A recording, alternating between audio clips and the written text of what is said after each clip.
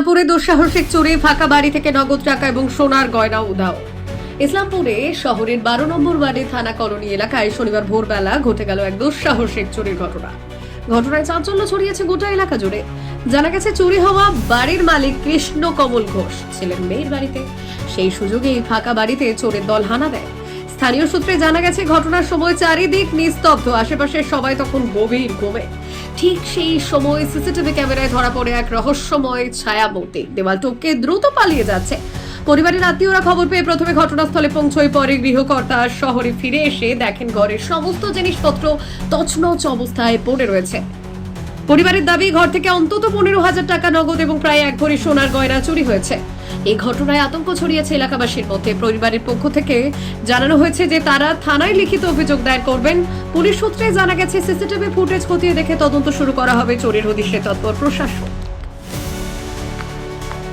হলো খুব সকালেই ধরতে গেলে বলা যায় 4টার দিকে আমার ওয়াইফ ঘর খুলছে, ঘর থেকে বেরোচ্ছে, তখন দেখে যে একটা লোক আমার ভাইয়ের ঘরের দরজা টরজা সব খোলা,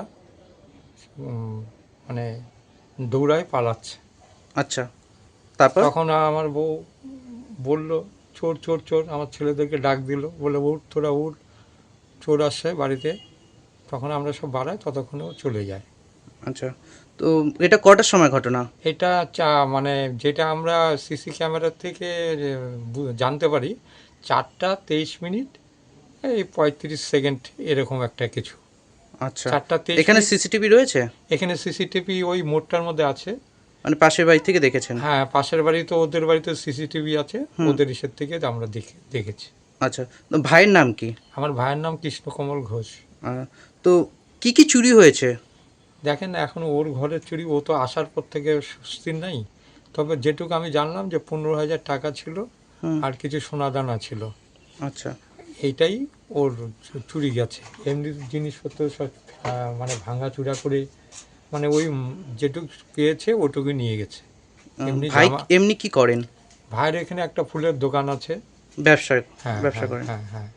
আচ্ছা, তো এটা কটা নাগাদ হয়েছে বললেন? এটা মানে আমরা যেটা মোবাইলে সিসি ক্যামেরার থেকে পাই, তাতে 4টা 23 মিনিট ওই সময় হয়েছে? হ্যাঁ, ওই সময় হয়েছে। ঠিক আছে।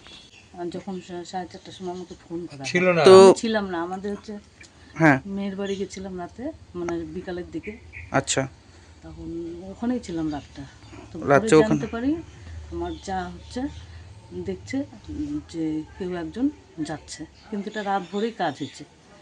এরকম ভাঙাচোরা ব্যাপারটা একজনের না, কিন্তু কাজটা। তো এমনি কাউকে দেখা গেছে? কাউকে আমি তো ছিলামই না, জানতে আপনি ছিলেন পারছি না? না, আমি খালি শুনেই আমরা চলে আসি। এখন পর্যন্ত কি কি চুরি হয়েছে বলে মনে হচ্ছে? চুরি হয়েছে বলতে যে টাকা পয়সা ছিল। কত টাকা? তা 15-16 হাজার টাকার মতন ছিল, আর যেটুকু 1-1.5 ভরি মতন সোনা গয়না ছিল। 1-1.5 ভরি মতো সোনা?